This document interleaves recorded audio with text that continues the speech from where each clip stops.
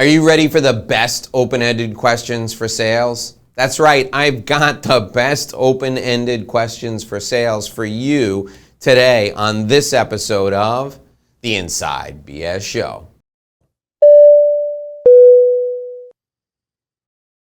Hi, I'm Dave Lorenzo. This is the Inside BS Show. We take you inside business strategy, share all the insider business secrets with you, and cut through all the inside BS that may be holding you back. And today we're talking about the best open-ended questions for sales. Now, I'm going to share with you my 7 favorite questions, my 7 go-to questions for closing big deals. Those of you who watch the show all the time know I was a big-ticket consultant, high-ticket consultant for years for the Gallup organization. Now I have my own consulting company, and I've had it since 2007. I took it from startup to 7 figures, and I want to help you grow your professional practice to 7 figures and beyond. So if you're looking for the best open-ended questions for sales to help you do just that, you've come to the right place. Let's talk about what you're going to see in this video today. Today I'm going to share each of these 7 questions with you, and at the end I'm going to share a bonus question. That's right, I'm going to share a question with you that helps you cut through the main objection, and that objection is, why do you cost so much? Why is it so expensive to work with you? This question, the bonus question, eliminates that. So you got to stick with me to the end, because that's when I'm going to reveal what this bonus question is and how it works, because it's going to change the way you do business. I also have a free gift for you. I'll give that away in the middle of the show, so stay with me throughout the entire show today. All right, let's dive into the content. First and foremost, question number 1. I love this question, and it's one of the first 2 or 3 questions I ask. It's an open-ended question, and that means you ask it and you shut your mouth. Mr. Prospect, how much is this problem costing you? And then you just stay quiet. And they are going to tell you, that prospect is going to tell you how much this problem is costing them. And when they tell you how much it's costing them, you write it down, you make a little note, because your services are going to wind up saving that money if you can help them eliminate the problem. So you want to talk about value? That's huge value if you can help eliminate that problem. The second question, my favorite open-ended question, number 2. Mr. Prospect, what happens if you don't fix this now? I added the word now on the end of that question. What happens if you don't fix this now? Why is this one of the best open-ended questions for sales? Well, if the prospect tells you that if he doesn't fix this now, he's going to go out of business, or if he doesn't solve this problem now, he's going to lose his partner, or if he doesn't solve this problem now, he's not going to get a loan from the bank, it creates urgency. And again, the first question showed you how much the problem was costing him, so it demonstrates that whatever your fee is, if it's less than what it's costing him, he's saving money by using you. The second question, what happens if you don't fix this now? That question demonstrates urgency, and it allows you to use that urgency to close the deal later on. Question number 3. Mr. Prospect, what does this project mean to you personally? The word personally at the end of that question is the magic word, and that helps us take this project from the realm of business to business into personal. If this project is successful and your client gets promoted, you're a hero. If this project is successful and your client doesn't get fired, you're still a hero. If this project is successful and good things happen and your prospect, the person you're working with, gets promoted, you're a hero. So understanding what this means to that person personally makes them internalize all of the information you're sharing with them. So if you tell them that you're going to provide a 300 times return on investment and you're going to eliminate the situation that is causing all this stress among the executive committee, you have just made their career for them. I've told this story many times, but I'll tell it again because it's so powerful. When I first joined the Gallup organization as a partner, as a consultant in their New York office, I had no business. And the CEO came to me and he said, Dave, listen, there's one thing that's really important to me. My brother-in-law divorced my sister a couple of years ago, and he and I were business partners, and he took one of my best clients from me. I'd like you to get it back, and I'd like you to get it back into the fold with us in the next 60 days. If you do that, I'm going to give you a bonus. And he offered me a huge bonus. And I was brand new to the company, and I thought, hey, this is a great way to make my name for myself. It's a great way to please my boss, who's the CEO of the company. It's a great way to make extra money. And what have I got to lose? I got nothing else going on right now. I just started with the company. So I went through our database, and I looked for someone from that company who had been to our events, and I found a couple of people. I reached out to them, and I met with them, and one of the people was a mid-level HR professional, and she had a project she was working on which had visibility to the CEO. And she showed me the project, and I offered to help her with it. This project had nothing to do with any work we could possibly do for her. But I offered my service and our services, my company's services, to help her in this project. And we worked on it together, and in 3 weeks, she was ready to do a presentation to the CEO, and she was struggling with some of the data, which we had provided. And no matter how I prepped her, she couldn't get through it. So she asked me to attend the presentation, and I did. And she delivered a great presentation. When questions came about the data, I answered the questions. The CEO asked me about my background. He asked me about the company. And the CEO introduced another problem, and he asked if we could solve it.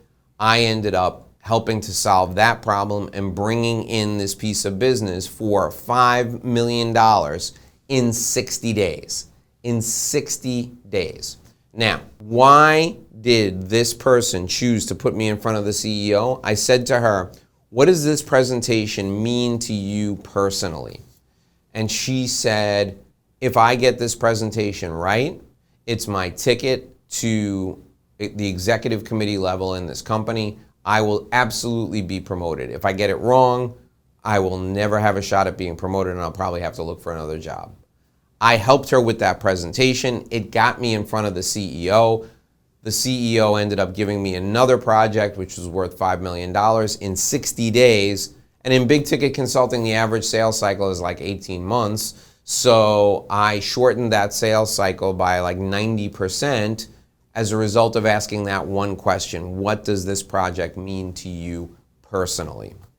All right, question number 4. What are you hoping I can do for you?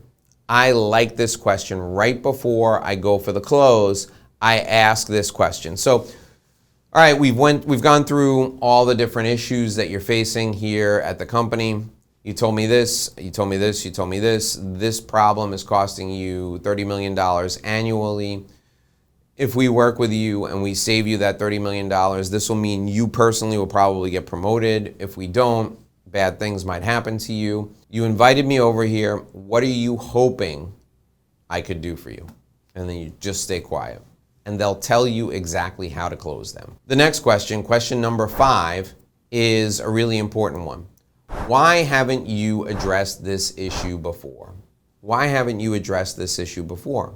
Why haven't you solved this problem already? You want to know the answer to this question because you want to know if other people have been in here and tried to solve the problem. You want to know if your competitors have had a shot at this and failed.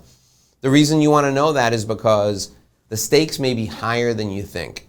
If 3 other firms have tried to solve this problem and they haven't been able to, you now can really be a hero. So you need to know exactly who else has tried to solve this problem. You need to know why they haven't solved it until now. Now, here's something else that could come up as a result of this question. When you ask this question and the person on the other side of the table answers it, you may find out that they didn't realize how bad this was until now. And now they're panicking. And that's also urgency. This is going to help you create your pricing strategy with this client, because if it's urgent that they solve this problem, you can charge more. So why haven't you solved this issue before? Why haven't you addressed this issue before? Is critical to finding out what took them so long to get to the resolution of this issue. Question number 6. Who else are you talking to about this? Are you talking to any other firms? Are you talking to any other lawyers? Are you talking to any other CPAs about this problem? You want to know, and people are afraid to ask this question. I ask it all the time, and the reason you ask it is because if this is a beauty contest, if this is a fashion show, if they're going to pick after having 15 people parade by them, you don't want any part of it. So who else are you talking to about this? Are you ready to make a decision on this now, or are you talking to 15 other people? You have a right to know that. You have a right to ask it, and it shows that you're assertive and that you want to be a true partner with them, because partners don't keep things from one another. So who else are you talking to about this? Question number 7 is the question that closes the deal. Would you like some help? I see you've got these issues going on. Would you like some help? That's a really important question. That's the question that closes the deal. Everybody wants help. If you invite them to receive help from you, they will take you up on it. So those are the 7 open-ended questions for sales. Now we're going to talk about the one question that makes all the difference when you get the objection, why are you so expensive? I'm going to share that question with you in just 1 minute. First, I want to give you something for free. I want to share with you my revenue roadmap. I want to give it to you 100% for free. The revenue roadmap is a marketing plan template that's perfect for you and your professional services firm. It's the marketing template I use for my business. And if you scroll down into the description under this video, you'll find a link. That link says a free gift from Dave. You click on it, enter your contact info, and you will receive immediately a download link for the revenue roadmap workbook. In that workbook is all you need to develop your high-powered marketing plan that's going to make a huge difference in your business. It's going to be a checklist like a pilot uses to take a plane from a standing start to 30,000, 40,000 feet. That's what the revenue roadmap will do for you and your revenue and your business. All you need to do is follow the link below in the description, click it, enter your contact info. You'll be able to take off with your business using the revenue roadmap. All right. The last question, the last open-ended question that I use in sales is huge because it negates, it takes away the price tension that everybody feels when you charge a premium for your products or services. And you're watching this video right now because you're a premium service provider. So what's that final question? Well, when somebody says to you, geez, you really charge a lot, you're twice as expensive as your competition, you go, big sigh, and you look at them and you say, I know. You want to know why I charge so much? Well, let me ask you this. Why do you think I charge so much?